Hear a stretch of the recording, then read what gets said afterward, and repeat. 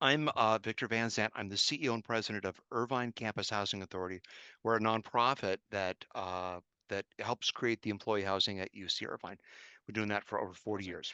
Um, University Hills here at UCI is the largest academic workforce housing community in the U.S.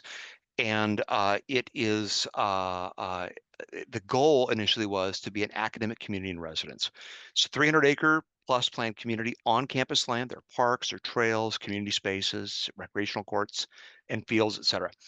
There's 30 acres of park and open space. So there's a lot, but the rest is all housing or streets.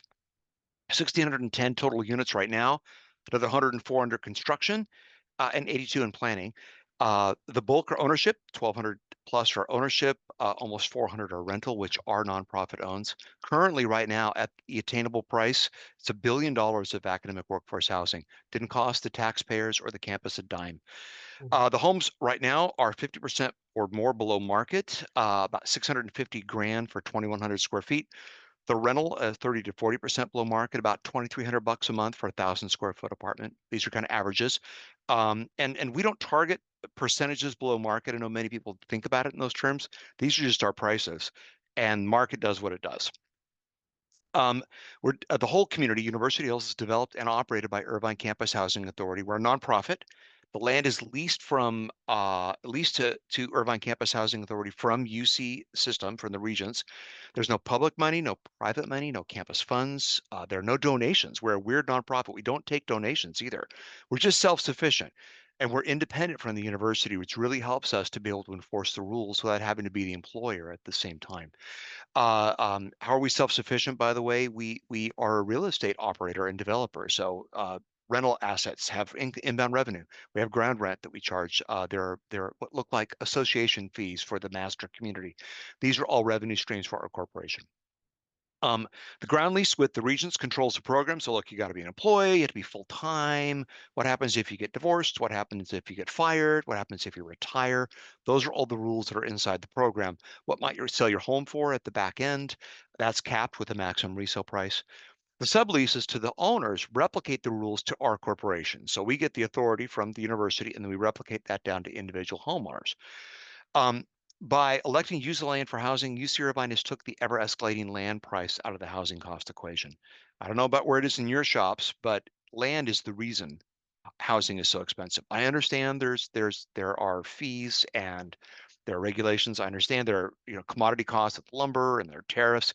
The bulk of housing costs in OC here in Orange County is land. That's it. So the University of California has gotten rid of that problem forever, which is nice. It's a cool thing. It's a land trust. All right. Our corporation, Irvine Campus Housing Authority, is formed in '83. We help UC Irvine recruit and retain employees, not just faculty, employees in general, though faculty tend to get the top tiers. That's how the program is designed. We do this through development of real estate assets, residential real estate assets, and through the management of those assets and the community. Again, no public funds, grants, donations. We have 34 employees. Here's kind of a graph about how our nonprofit works, kind of clockwise from 12 o'clock and then going there. Lease administration, enforcing the rules. By the way, I can't see your faces. So if you have a question for me, you got to ask it because your faces block some of the screen. I apologize. So just unmute and holler if you need something. Lease administration is, what are the rules? So we, hey, you've retired, or actually you've left the university. It's time to sell your home, that kind of thing. Home sales, whether new homes or resale homes, we manage that. Communication and IT with 5,000 people in our town. Communicating with them is important. We just finished slurring streets. So like, hey, Main Street, your street is going to be closed to vehicle traffic. Get your cars up the street. We'll be slurring on this day. Or it's a, hey, there's a community picnic coming up, or those kinds of things. Communication is so important. Faculty want details and they want information. Construction and planning, we really only have one person out of our 34 that does this, and but obviously someone has to, manage financing and the design team and all that kind of stuff. We do that as well. Asset management, our pool buildings, our office here, all the other infrastructure throughout the community, sidewalks and park spaces and playground equipment has to be managed. We have municipal services too, because the university doesn't care for the streets or the infrastructure. So we, as I mentioned, slurry streets, fix the storm drain, If the water, like the big water lines break in the middle of the night, it's our team's responsibility to make sure gets taken care of. We even read the water meters and send a water bill. Landscaping with 300 acres and 30 of those being parks and common area, you can imagine there's a lot of landscaping and trees. It's $1 million a year in landscaping and almost 400,000 in tree trimming.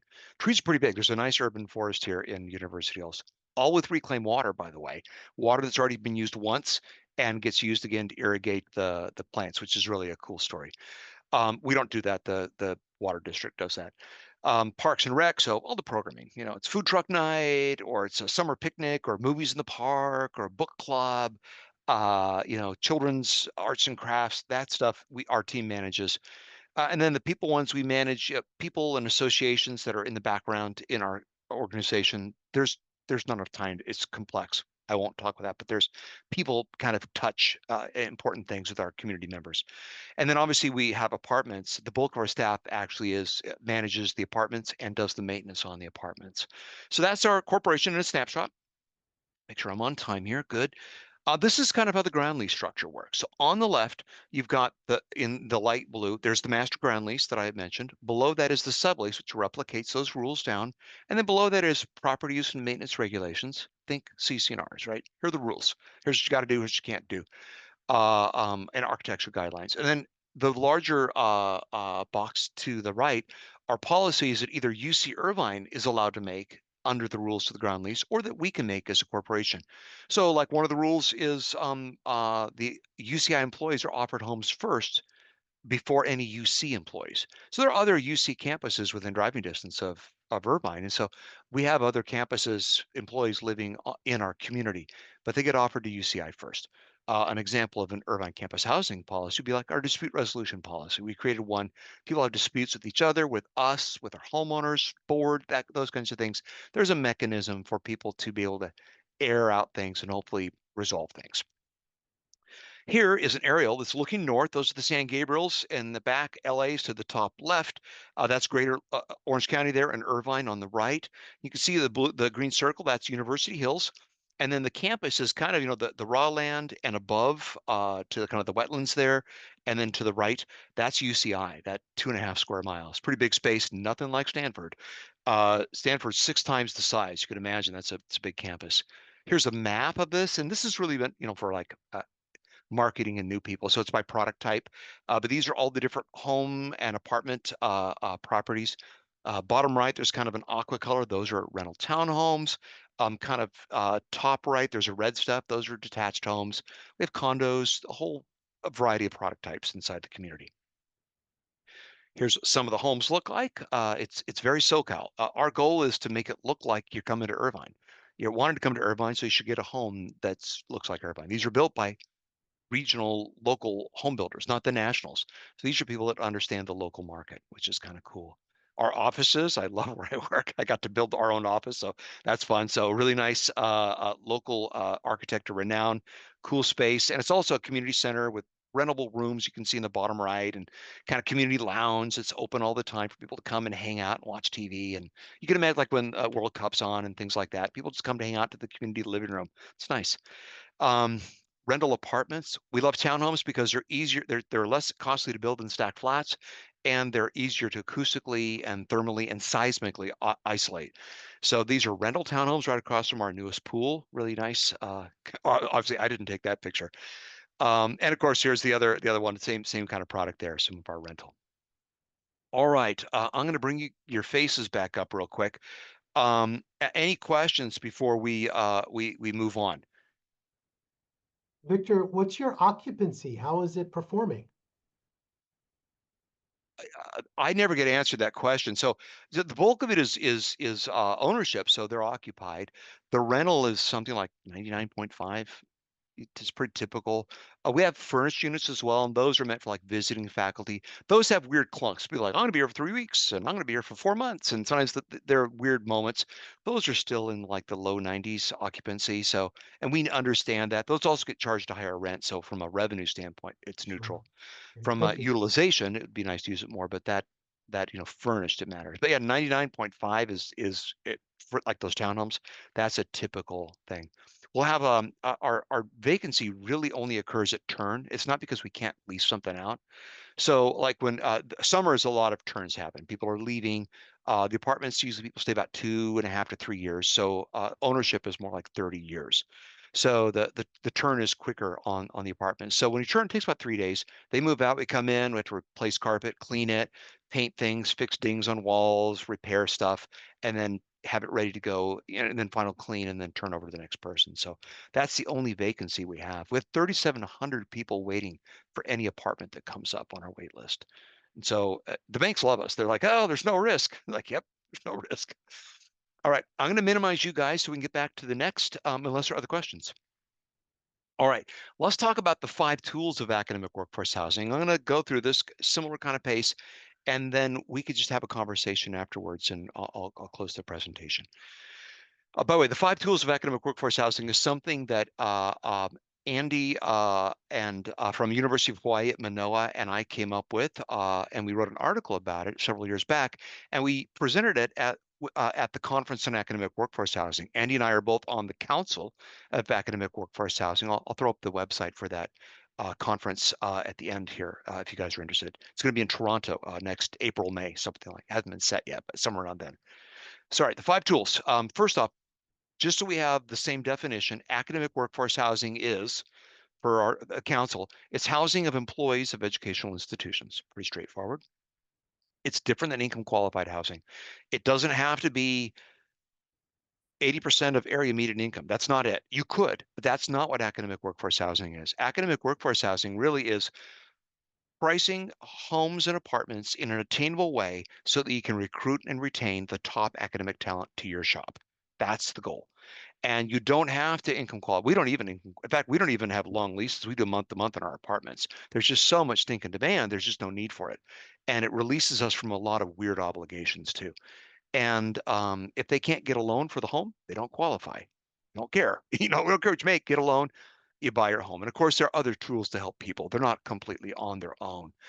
Um, Historically, academic workforce housing is in high price markets on the coasts. It's Manhattan, it's San Francisco, it's SoCal. It's not anymore. It's all over the place, and that's problematic. Who runs these things? Universities, clearly, university departments, could be foundations, could be auxiliaries, could be nonprofits, and it could be for-profit partners. So, like we're the nonprofit partner. An auxiliary might be Cal Poly Pomona. A foundation might be the Cal Poly Foundation at Cal Poly San Luis Obispo. In fact, I have a meeting with them in a couple of weeks. They're delivering homes for sale on their campus there in Central Coast. An incredibly constrained site, a lot of natural state and federal open space there, and not a place to build. So think of it's almost like a de facto urban growth boundary, and so the prices are high there. One of the cool things, oh, for profit, an example that would be American Campus Communities running apartments at Princeton. So these are all the different mechanisms that could run these programs for you. When you're a university running the program, you're the employer and you have to enforce the housing rules. And sometimes there's a conflict. Additionally, you all know universities love giving special exceptions. But with housing and fair housing rules, you can get in trouble. My employees can be sued personally if we are causing problems with fair housing rules and regulations. So by having a foundation, auxiliary, a nonprofit, or others do it, your program becomes arm's length, and it protects both you and the employees of those entities that are doing that. You can still have the special exceptions as an employer, but the housing and those rules are fair and equally distributed to everyone by these partners that do that for you. Okay, so why is academic workforce housing important? It's about attracting and keeping academic talent, right? Housing at attainable prices near the academic institution removes significant pressure. So you hear the two things: attainably priced, Ron. The second one is near the academic institution. That's the secret sauce. If you're 60 miles away, that doesn't really matter. People, especially the academics proper, want to be near the campus. Um, why are we removing the pressure from these people? Like life is life, right? Well, the reason why is these employees that we're trying to hire are, if you're an R1 institution, they're expanding human knowledge. If they're not an R1, say like our Cal States here in California, you teach and train the next generation, and you're taking this life pressure off of these people. What if the commute is far? They're not house poor. And finally, or not finally, but you address complex challenges. And boy, we have those right now in the U.S. A lot of complex challenges. It's getting worse. And then, of course, they get to impact society and the local community, kind of the town gown and those kinds of things. So these people that we're trying to recruit and retain through housing nearby and attainably are doing this work. And this is core to the mission of the institution. The work we do, all of us, or that we hope to do to house these people is noble and important work. It matters. It's valuable and it has impact. You may not see it one to one, but it happens. And we know that. I think you can draw that line of logic in your own head too. It's pretty straightforward. But it's important to remember this is noble and important work. All right, here's the five tools. We finally got to them. The five tools misspell ABLE, ABBLE, assist, build, buy, lend, and empower. And if you grab the QR code, I feel like a YouTube guy. Grab the QR code. That's the link to the article that Andy Lockman from University of Hawaii and I wrote for a community for a services magazine. So the foundations and people that do like bookstores and student housing, it's their kind of trade magazine. So if you want to click on that, and plus I'll share this with Tony, and then he can make sure you got this presentation too. All right, first one, assist. It's a wide variety of financial assistance tools, including rental assistance. You kind of know this, right? Typically, it's a monthly sum. It's for a period of time. It ends, and it's added as taxable income. Another option of assist is, down payment assistance. It's grants, hiring bonuses. They may have tax implications. And sometimes there are flexible monies that aren't designated for one thing or the other. Here's your bucket of money, new faculty member, whatever, 10, 30 grand. And they can do it for all sorts of things, down payment of our buy down interest rates, which is hugely important right now, moving truck costs, partial down payment, deposit and first month's rent, whatever it is. Assist. Build. This is what most people think of when they think of academic workforce housing, but it's only one of five possible options. You can mix and match. We always think brand new construction, right? It could be greenfield, raw land. That's what we've been doing for years until our most recent project, which I'll show you a little bit later, which is infill, and then brownfield too. A degraded parcel that's now vacant but has been used before. It may have, toxic stuff they have to clean up. That's brownfield. You also can do rehab of a building, make it better, or adaptive reuse as well. So, especially rehab and adaptive reuse in older urban areas, this is becoming more and more a thing that campuses are taking on. There are assets out there; they just need to be repositioned or reimagined. So, I think those are cool.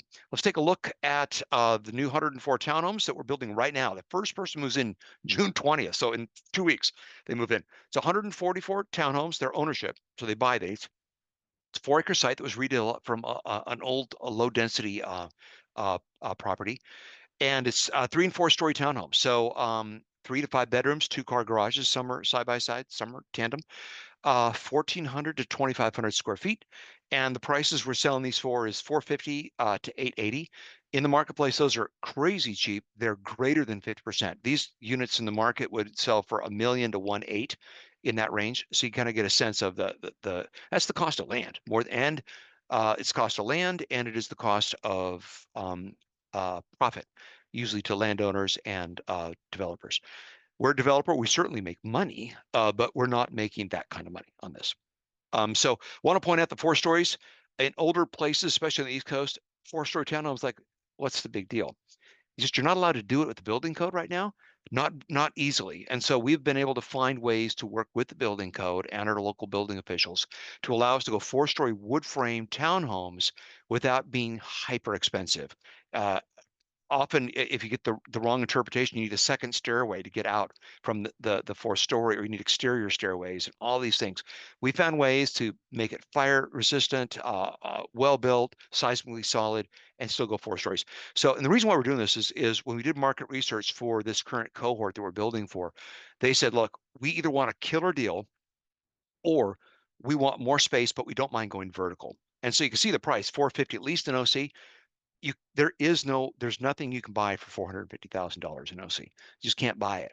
1 bedroom condos don't go for 450. There's just nothing here. So it's an incredible price. So that's the killer price that they talked about. The other side is they wanted more square feet, 2,500 square feet. And if you look closely on the bottom picture there, top right, that's the outdoor deck. It's big. It's like 25 feet by 20 feet. It's a giant outdoor space. So we put your yard on top, and we've given you more room. And still 880 is. I feel shocked by that number, but it's still attainably priced for our cohort here. All right, buy. Let's remember: assist, build, buy. Buy existing units and properties. Pretty straightforward. They could be rental or ownership. So here's some examples. NYU purchased existing apartments, entire blocks, and they had existing renters. And when existing renters peeled out, they put NYU affiliates in there. They've done several of those. Cal Poly Pomona purchased single-family detached homes in the marketplace off campus and sold them to faculty. And they had a ground lease on there, much like ours, with controls that said, you know what the maximum resale price is. You have to go back to Cal Poly Pomona. When you sell your home, you have to be employed, blah, blah, blah. Yavapai College in Arizona, which is in Prescott, which is in the center of the state, and it is not near any metro area. It's like a 2.5 hour drive from Phoenix. It's like a 2 hour drive from Flagstaff, if that's even a metro area, 'cause it's a pretty small area. And it's an hour from Sedona. It is really remote. They're having trouble housing their employees. So they bought an old retreat center and transformed it into multiple uses, including academic workforce housing. Let me show you some pictures. Here's NYU. It looks like the Friends building, right? Like, how you doing? It looks like that. Washington Park is to the right. Look at the cool church on the left there beyond the traffic light. And then behind us is NYU proper. Great location. It's like, oh, got the classic entry, the doorman, elevators with the little dials on it. It's really a cool building. And it's employee housing. Here's Prescott Pines, Yavapai College, 42 acres, and it was an old retreat center. There's a church there. There's like an old Western town where you can go get snacks and all that kind of stuff, and it's fun. And they're going to have 12 workforce housing units there, and they're going to have other uses too. So there's some town gown stuff, there's some art stuff, there's some grad student stuff they're doing, and it's only a 12-minute drive from their main community college campus. By the way, you can't tell anyone, but they're about ready to go to what's allowed was a 3-year bachelor's degree because the people that live in Prescott can't get to a 4-year institution, and there are no 4-year extensions anywhere. So they're filling a need for a bachelor's degree, and they're basically taking away electives, leaving the liberal arts component of general ed and adding on just the major. Interesting. Cool. They're doing some really creative stuff there. All right, lend. Let me make sure we're doing good on time. Yeah, I promise that we're almost done. We'll go on to kind of conversation here. Lend is the classic first mortgage. We know that, and many of you have heard this. You have it at your campus or some version of that, and it has criteria like you got to be employed, you must be full time. It may have limits on where the home may be purchased. There are other options as well, forgivable down payment loans. UC has one like, hey, look, we'll give you this money, but you've got to stay here a total of 10 years, and we'll forgive 1/10 every year. Becomes taxable income. But if you leave, you got to pay the loan back. My favorite right now these days is the shared appreciation down payment arrangements. And landed.com does this. Princeton does it, calls it tenancy in common. The California Dream for All does it as well. Let me focus on that one. California Dream for All, state of California said, look, we're going to provide down payment to Californians. They've done 900 million so far in the last, I think, 3 years, and maybe it's four. And what they say is, we'll give you a certain dollar amount. Let's say it's 150 grand. And whatever that percentage is of your home, let's say it's 20%, when you sell it, they get whatever your home inflates for, they get that 20% inflated by that amount. Or when the program ends, it might have a 10-year tail, then you have to refinance, you pay back at the appraised value of your home at that time. It's a huge program. And UC Santa Cruz here in the UC system is doing a trial program.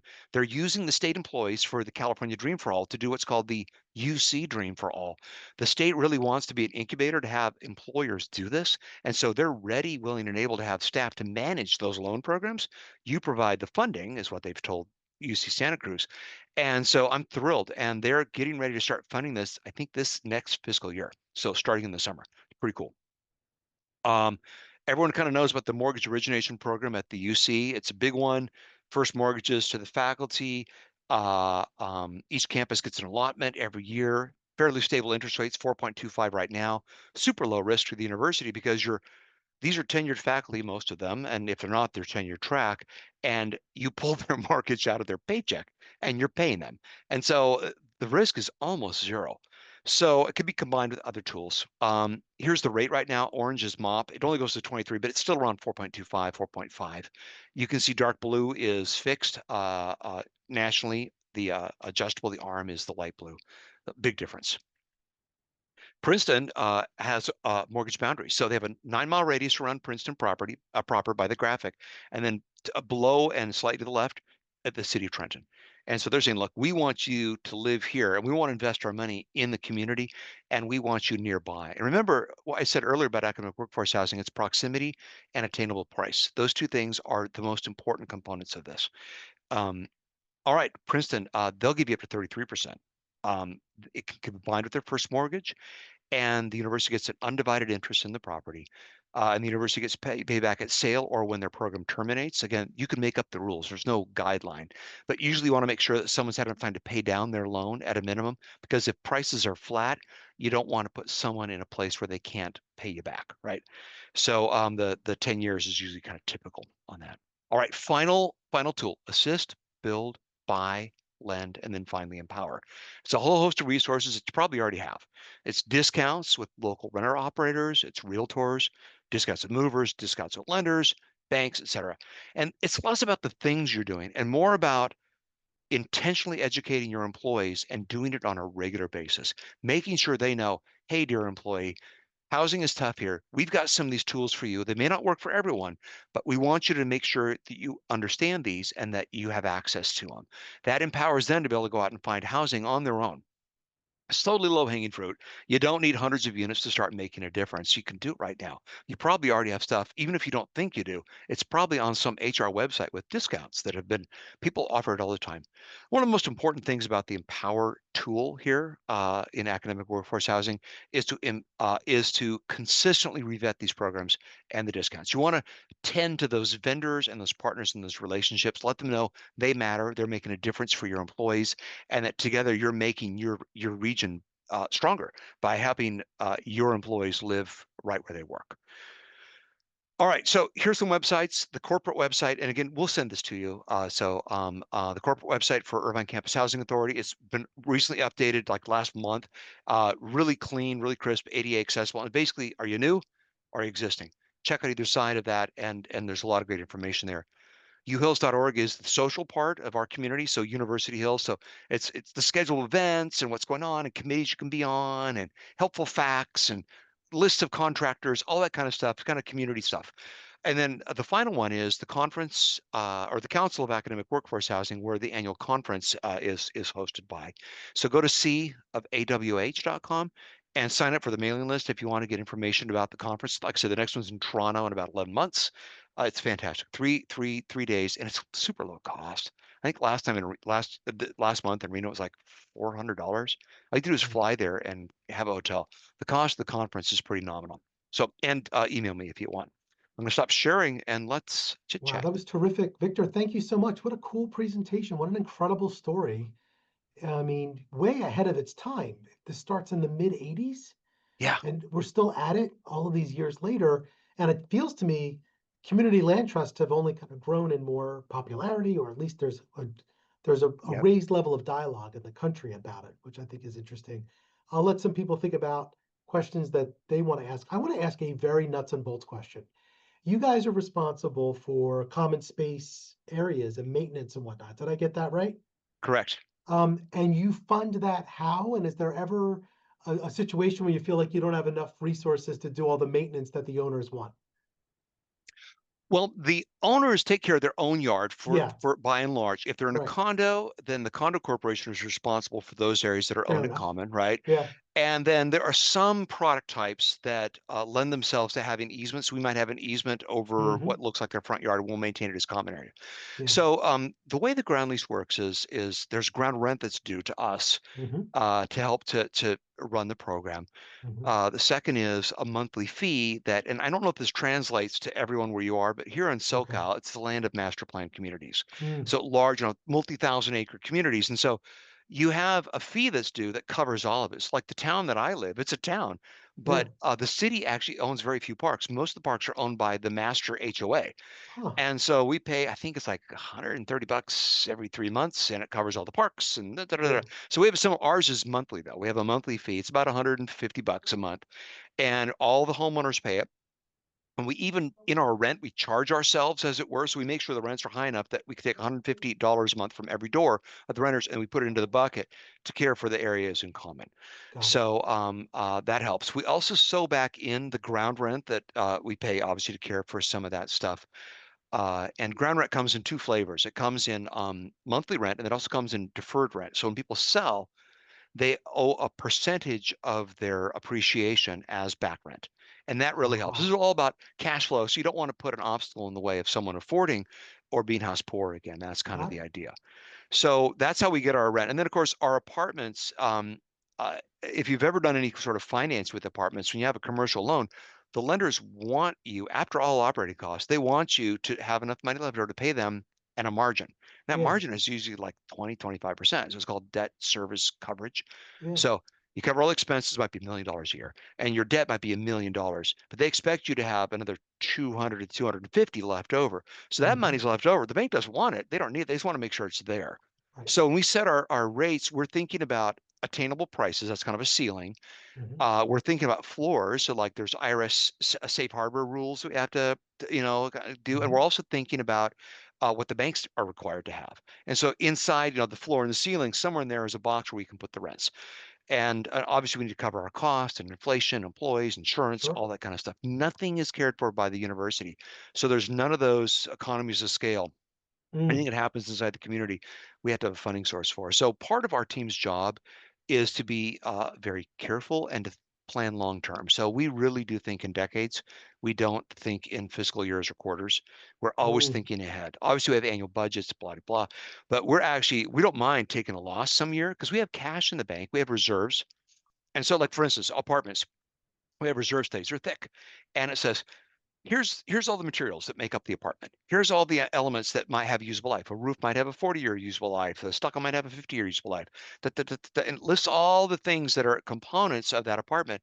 And then it says, here's what it costs today, inflated by the time its usable life ends. Here's what, on these assumptions, what it'll be worth. So you have to save X to get there. So we do that. We set the money in the bank and we're always updating that. So we're thinking Good. about that. So Tony, so operational stuff, easy peasy. We got that Yeah. covered. Good. Turns, all that kind of stuff. Deposits cover a lot of the wear and tear on the interior stuff. For Sure. capital stuff, where normally you'd ask for money, Yeah. we've been saving it. And we've Okay. been saving it for decades. And Huh. so that's kind of our way. But it's beautiful. When you have a brand new apartment asset like one we finished in 2020, the reserves are pretty low. So we're Yeah. sticking money aside, following the plan, but there's a lot more revenue coming back. Older apartments, there's less revenue coming back because we have to put more money into reserves because it's older, right? It's approaching usable life. So Sure. yeah, so that's kind of how we manage I've it. got a follow-up question. I don't want to jump in on all the questions I want my colleagues to ask as well, but I have a governance question, or Yes. maybe the politics of university questions, because you said something that I found so interesting, right? You are the employer and you're the houser in a kind of a common way. The politics of If we were university, the university, but we're not the employer. And so that arm's length, that right. that's what makes it really valuable. The employer could be the employer, and Yeah, universities have a lot more latitude than most employers do in how they treat people. You got know it. what I I wanted mean? to make that point of clarity. Yes, Yes. good. But for us, our job is just the university said, look, you're here to do this housing program. The rules are in the ground lease and some other policies that are Right, aside. But here's your these are your holy scriptures. These are the things you got to follow, the commandments. And so right. we follow those and we discharge our duties the same for everyone. Got it. We don't play favorites. Like, well, can you help my buddy? Nope, can't help your buddy. I'm sorry. Yeah. That's just not, it wouldn't be right. Yeah. With the you mentioned like homeowners associations or renters groups. Do people self-govern inside this community and have their own little groups? For condos in the state of California, they're separate Got it. corporations, and they Hmm. have their own obligations to each other because we are the landlord in the Hmm. sense of own the ground rent, not Right. you always think landlord is the building, but it's the land actually, Right. the classic landlord. We often have a lot to say about what they can and can't do, but the care for those assets, the buildings owned in common by the condominium corporations, is that board's responsibility. Now, Got it. the corporation has a ground lease to our nonprofit, a sublease, and the owners have subleases to our nonprofit, and both Got it. those require them to keep their units in good repair, and there are expectations of levels of care and taking care of deferred maintenance. So we can enforce Sure. those. So that helps. In the marketplace, there's no one that goes to do it except for code enforcement from the city. By the time they get it, things are looking pretty bad. Got it. Understood. Yeah, Thank you for that. yeah, Folks, other questions from others? I was doing all the questions there. Sarah. So I have a series of questions that are related. So Victor, I had the chance to talk to you a while ago, so I've been thinking about our conversation. yeah. And one of the things that's striking me this time is that you have an interesting mix of rentals versus home ownership. So it's like way more ownership than rentals. And I'm sort of curious as to why, and if housing interests have changed since 1983. So kind of because you've been at this for some time, so like I guess I'm kind of wondering the backstory for the mix. Right. Well, University Hills was never intended to have rental units. The Okay. ground lease barely talks about it. There's barely enough information in there for us to be able to take a construction loan or a perm loan and put a lien on the property to have that loan on those new assets that we build. So I think one is they were just trying to build houses, and at the time, OC was much more low density, and ownership was really the goal. That was the goal. But if you do think about the United States as a whole, if what's happening in general, the mix between ownership and rental is any indication of what people want, it's about 62%, except we know that affordability is an issue. And so we know that there are people who would prefer to own. And so if you look at our mix, it's generally about 75-25, and we've had that for a long time. We can't, our wait list for the rental is far greater. We could have more rental units, but the faculty, here's the other thing too, faculty stay longer. Mhm. Classic faculty, she gets her PhD, she has a postdoc, she gets some world-class research with her name on it, and she gets the dream job at UCI and she's 32. And she's going to stay her whole career. And she might retire 65, 70, and she's going to stay. And so ownership feels like the better way to go. Having just a stacked flat for that cohort is not a retention tool in my mind. We're recruiting them. Come to OC, live 4 miles from the beach, and have a community that's like any other planned community in OC, and walk to work and live among your peers. One of the most educated zip codes on the planet. That's the thing. But to keep them here, life changes. She'll couple up. She might have kids. Mom and dad might come live with her. Like over time, that imaginary PhD, who's my wife, by the way, in my mind, but we don't live on campus. We live on campus, and so you don't know what her life cycle is going to be. So that's why we do that. Could we have more? Yes, we could. But here's us. We're a small nonprofit. We only have a few million, like single digit dollars in $1 million in the bank. But if we build a $30 million apartment, we need to put like $8 million down. We don't have enough equity to put it down. And if we borrow the equity, the cost goes up. And so there's the other one is kind of a limiter just with our ability. Kelsey. Hi, and sorry, there's a crazy storm happening in Nashville right now, so I'm kind of sitting in the dark here, so that's why that's why my camera's off. No Um, worries. but I was just curious, or Victor, I just wanted to know. I mean, I'm assuming that mainly the folks that you're housing are, your traditional faculty, but I was curious if there's other like employees that you're also housing, like, cleaning staff or folks in the and or if not in your or your community, like are there other folks within your council that you've spoken with before who've done that kind of? Right. It's a great question. I think by and large, the people scrubbing the pots and pans, digging the ditches, cleaning the sheets, doing the hard work, the labor, don't get housed. That's the short answer on it. And then when it comes to our stuff, the ground lease gives priority. So it has 5 categories. Top is new faculty, and that can be defined with both our corporation and the acquiescence of the university administration. There's existing faculty, new academic staff, and that one is usually 1 year, and that like coach, an administrator, like high level administrator, the campus architect, that kind of thing. And then there's existing academic staff, and then general staff. So like my job would be general staff, and my team. We'd generally be if we were we're not university employees, but if we were. And so for our homes, about 8%, that many, not 88, not 18, 8, are staff of some kind. Most are academic staff, and most got their home in the 80s and early 90s. And as time, demand is just skyrocketed. There's 1,700 people waiting to buy any home, 3,700 people waiting to rent any apartment. The difference is we turn over 100 apartments a year, we turn over 25 homes a year. With the new homes going up, the new townhomes, 10 of the 104 actually are academic staff. So that's nice. Now, in our apartments, historically, academic staff has been the largest cluster, usually 40% or so. So it might be like 20%, faculty, 40% academic staff, and the rest, I guess the rest would be another 40% would be general staff. So that's our postdocs and general staff. So that's kind of the break, how it goes. John. Well, first of all, I'm in the process of buying a house here in New Haven. I'm wondering if you have any of those 4% mortgages that extend out to Connecticut. That would be great. Yeah, all you got to do is get a PhD, get a job at UCI, and make sure it's remote, and Okay, you're in. You're I in. have a PhD and I followed my wife to New Haven, so I've checked those boxes, but maybe not any of the other ones.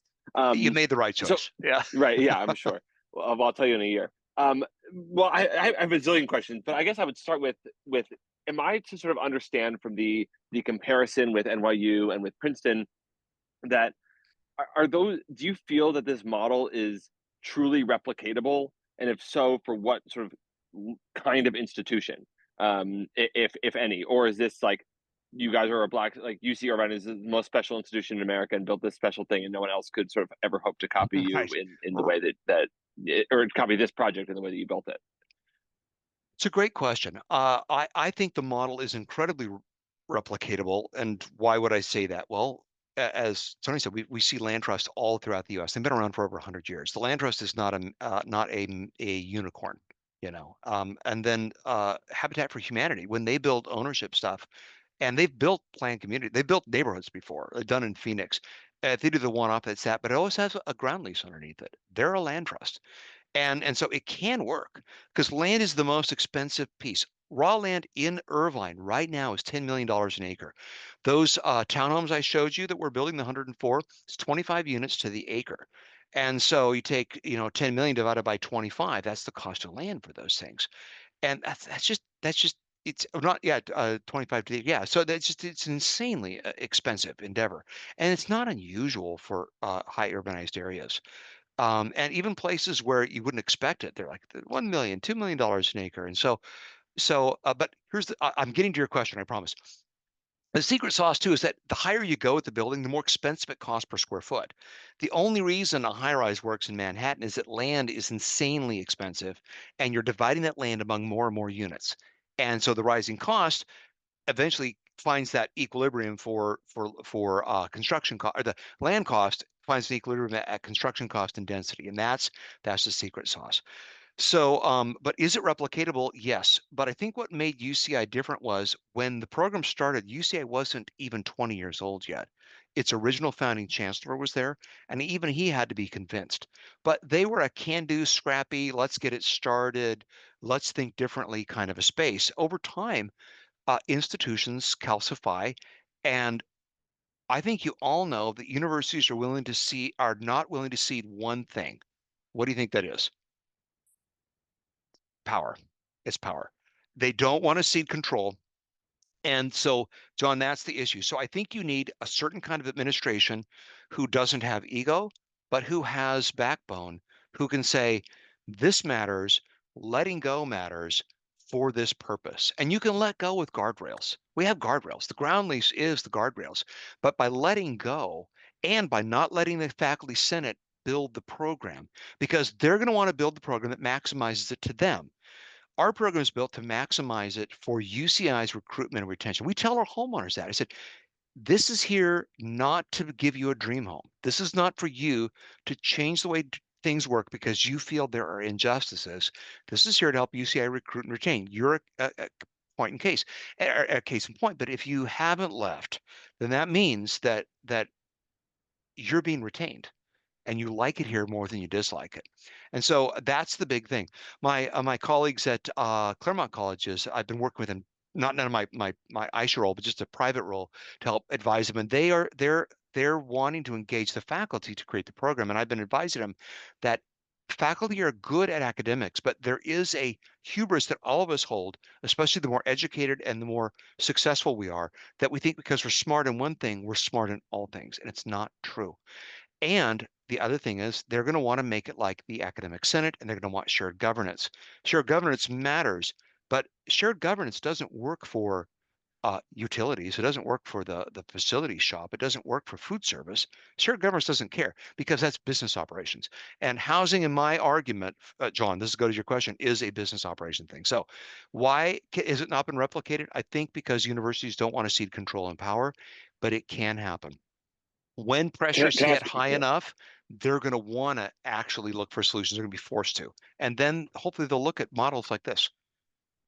Can I ask a sort of hopefully related follow up, but maybe a non sequitur follow up, which is you may know sort of the housing discourse writ large, sort of nationally, thanks to Ezra Klein and Derek Thompson, and their whole abundance thing is really sort of focused on California in many respects and holding up California specifically as like a case study of what not to do in terms of putting barriers in front of getting construction done. So Yes. maybe you referred to it that this is a decades old project, but like what has allowed UC Irvine to, it seems like, either circumvent or just cut through them or predate some of those restrictions that are holding up, it seems like, construction in literally every other part of the state. Well, that's a big one. I think the biggest thing that so I mean, I am a developer. My company, my team we're a housing developer. We understand all of the challenges, California Environmental Quality Act and all the rules and regulations and the California Code and the seismic issues and all this stuff, transportation fees, and we get it. Um, but I feel like bring it on. I don't care. What I don't want is what Washington is doing right now. Like every 5 hours, there's a new regulation. Don't do that. Real estate takes 2 to 3 years to execute from start to finish. Don't change the rules. Tell me what the rules are going to be. Change them after 3 years, but let me get my project done. So the biggest thing in California, I don't think is the regulations. It is that local governments are empowered to say no. That's it. And this goes to NIMBYs. NIMBYs can use the California Environmental Quality Act to sue and stop a project. NIMBYs can go to city council and say, I'm not going to pay for you, my buddy, my rich, I'm not going to give you my $100,000 for your next campaign, city council member, if you let this stinking blah, blah, blah happen in my neighborhood and down, you've heard the stories, right? And so it's local control that I think, is the problem. California has been bit by bit peeling certain things off of local controls because cities have been resistant to new housing. So certain things with their transit-oriented development or when there are certain areas or if there are certain reuses, it's by right all of a sudden. And so the larger national story looks like California is constipated. It's not. It's taken a laxative and it's working better. All the crap is getting out of the system, as it were. Sorry about that, but you know what I mean. And we finally actually have a system that's hopeful. So I would say, John, um, regulations, but don't tinker with the regulations. You need something more global and change the playing field. I don't. I think greenhouse gas emissions and embodied carbon and EUIs and all these things that make up for the modern California home and building are powerful, important, and necessary things. We got to stop getting in the way of ourselves, though. Oh, Fantastic. and stop making them LEED certified. Yeah. It must be platinum and it Right. must be below this. Like, stop. Just stop. We need Yeah. housing, period. Supply. Victor, Yeah. if I were, I'm very interested in converting college-owned property to land trusts. What might I read or where might I go to understand more Mm, about that process or that idea, or why it's exciting because I totally get what you're saying about right. power and control and all that Right. sort of stuff, but it seems like the most powerful lever to make housing affordable and accessible. Boy, because I am the inheritor of the people who did the deep research, I don't really have Okay. access to a lot of the why it is, why it should be. So, boy, I don't know. I can tell you Habitat's probably one of the biggest ones out there. That's an important one to go to. I think finding local community land trusts in Mhm. your state. We have one in town, but I think they have 3 or 4 properties. So, and there's one down in Holyoke, which is like a couple towns over, but they tend to be very small, Mhm. rather than sort of like very intentional in terms of like transformative, or like in the case of Right. Amherst, it would be over 100 parcels. And so it's like Yeah. how to think about it in a bigger sort of way. I wish I had research for you. I mean, I'm always glad to talk about what our Right. experience is and what it means and how it functions. I'll I keep don't know. asking around. Yeah, I'll be Or maybe looking. I'll there's be on the someone in the lookout for you. network. Okay, thank you. Yeah, yeah, I think it's great there, and I don't know if there are actually any land trust kind of industry groups nationally. That might be a great place to look too. Thank you. John's Yeah. hand is still up. I'm not sure if you have another question, John. I'll give you the last word. Oh, I put a question in the chat, but Oh, no, you did. but I meant to take my hand down. But my outstanding question still is, if just to my last point about it, Yeah. if there's a role for the UCs, or let's say universities writ large, in changing those building and zoning regulations and such. Mm. But that's that might need another hour for that. Right, right. It's so much of this is Yeah, contextual, right? From where you I can give are. you a 15-second answer. The Do it. University of California is actually inside the California Constitution, so it's the fourth branch of government, and it has what's called constitutional immunity. And so a lot of the local rules don't apply. That's the Hmm. other thing. So, Amazing. yeah, so there's certain things to do. You can't kill someone. You got to follow CEQA, the environmental law. You have to follow the building code, but a lot of the local stuff does not, and so we're immune from that. So as a Excellent. result, they're not motivated to necessarily change that on the state level. Thank you for your time. Victor, this is so Yeah. interesting and so compelling, and what an incredible example. We're all most of us are in the business of creating housing in an academic setting, whether it be faculty or students. We're all in the country right now grappling with the idea of housing staff at a variety of income Yes. levels based on the job ladders that Yeah. higher education produces.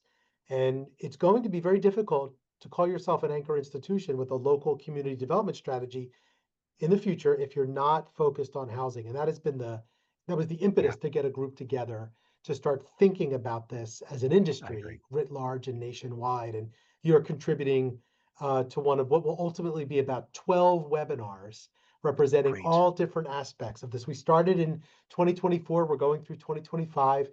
At the end of these 2 years, we'll have about a dozen 1 hour webinars. We'll have 12 hours of content that'll be part of a series owned by Campus Compact. I'm just facilitating it for them and bringing in people and experts like yourself. So thank you for your time. Of This was course. really educational. Good luck to you in all your endeavors. And folks, thanks very much for logging in on a Friday afternoon in the summer. Have a good weekend, everyone. Be well. Thank you. Bye. Thank you so much. Of course.